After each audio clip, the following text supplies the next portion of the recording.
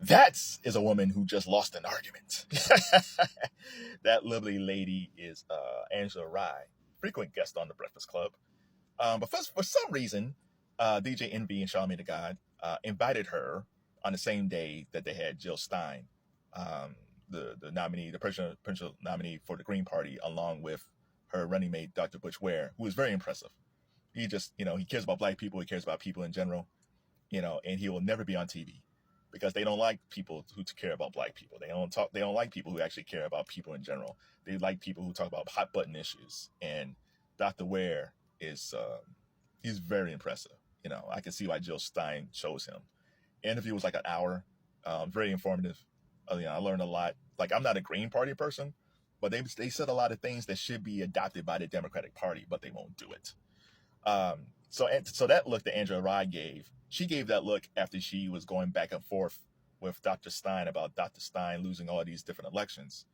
And she was going back and forth with Stein. And I think Charlamagne said, well, why don't you just let her answer the question or something like that? And then that's when Angela slammed down her laptop and started to pout like this.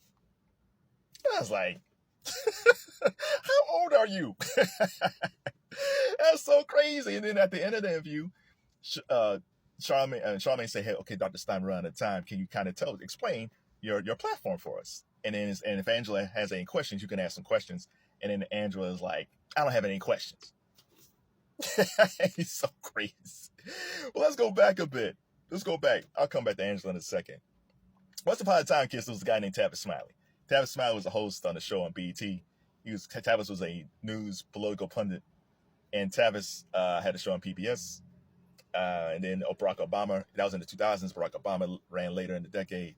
So you have Barack Obama in the White House, Tavis hosting PBS. It's like black people winning. But the funny thing about Tavis is, Tavis early on in Obama's presidency, he said, listen, we gotta be like Frederick Douglass to Abraham Lincoln. We gotta push Obama on black issues, because if not, Barack Obama's not gonna do anything for black people. And black folks are like, no, don't do that. Like, we gotta give him another second term. Tavis like, cool, fine, whatever. Obama gets in the second term. Tavis comes back again saying, hey, we got to push him on these black issues, or he's not going to do anything for black people. And people was like, oh, boo, you're jealous. You hate Obama. You're a hater.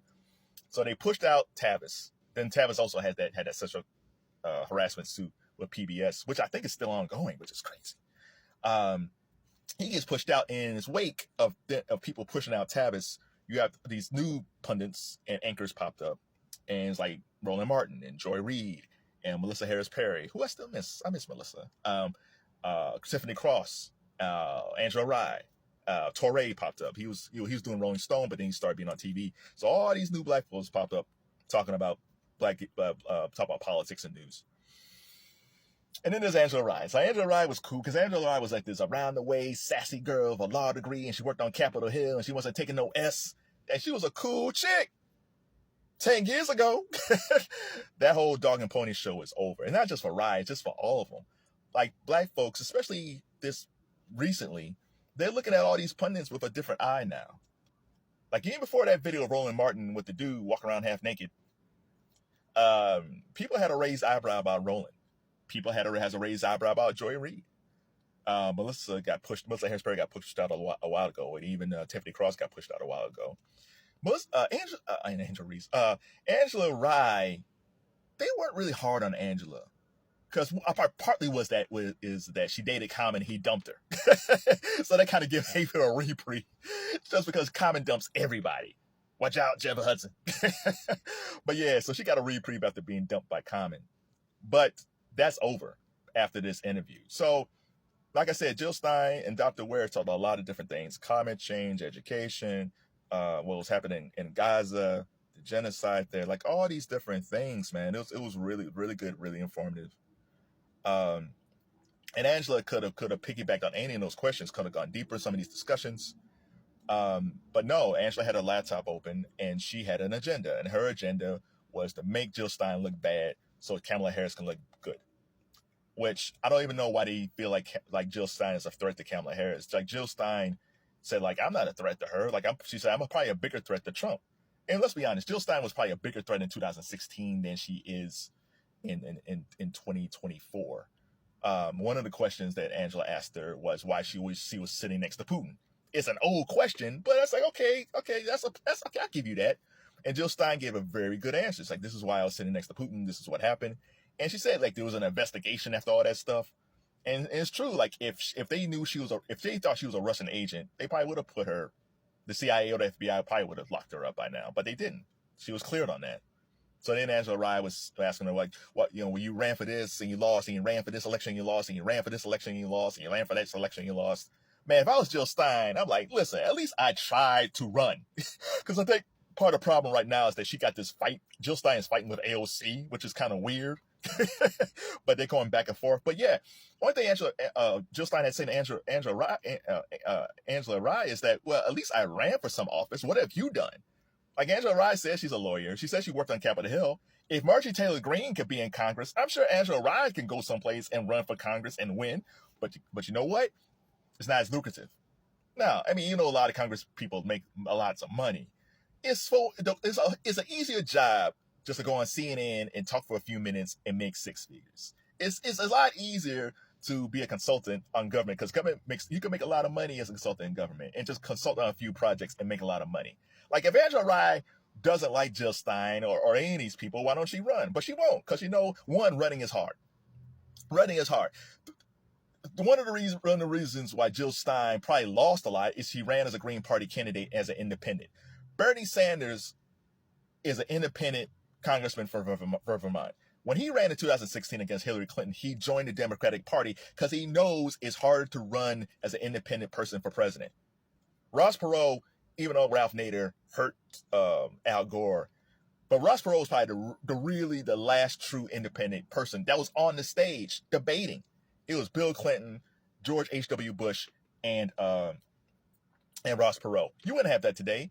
This last debate, it could have been Trump, Harris, and Stein, or Trump, Harris, and Cornel West, who's also running as an independent candidate. They'll never do it because they don't want people to think. They do not want people to think. They just want them on this hot button issues and not about general issues that people talk about all the time. So yeah, so Bernie ran as independent twice. I mean, he ran as a Democrat twice because he knows how hard it is to run as an independent candidate. Even on the local elections, as a city council person, it's hard to run as a third party candidate. It's probably a little bit easier, but it's still hard. People either vote R or blue, R or D.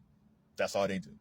So then, until Angela Rye, he was just all like, Ugh. The funny thing is, as Jill Stein was wrapping up, Angela Rye's arms kind of unfolded a bit because she was kind of agreeing with Jill Stein was saying. Jill Stein makes a lot of sense.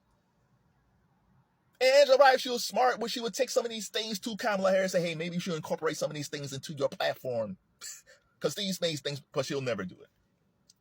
I'll say this one thing before I go. So there was a funny spot in this tete-a-tete on the Breakfast Club with Dr. Ware.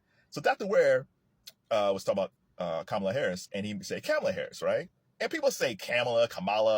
Everybody say, there's always different pronunciations of her name, but people kind of settled on Kamala recently. So he said Kamala. So Angela and Lauren, who was in the studio, they both said, it's Kamala. And he said, hey, no disrespect, ladies. I just been saying Kamala forever. No disrespect. That's how I've been saying her name. But, all right, fine. I won't say it. I'll work on that. And then he was talking again, and he said, Vice President Kamala Harris, it's Kamala. He said, no disrespect. Thank you for calling me out. I wasn't trying to be, those two got more upset about him saying Kamala Harris's name wrong than them when he was talking about the racial wealth gap in this country, then talking about education in this country, then talking about what's happening on the Gaza Strip. They was more upset by a mispronunciation than what's happening overall in this country. Homelessness. Not a word. But they got mad about it because he said Kamala instead of Kamala. This is the problem we have today. We have politicians who don't care about our self-interests, and we have people on TV who says that they care, but they really don't. They're too busy wanting to be stars. They're too busy wanting to go to the parties at the White House. So when you decide to vote this year, I don't care who you vote for. Think twice. It's important.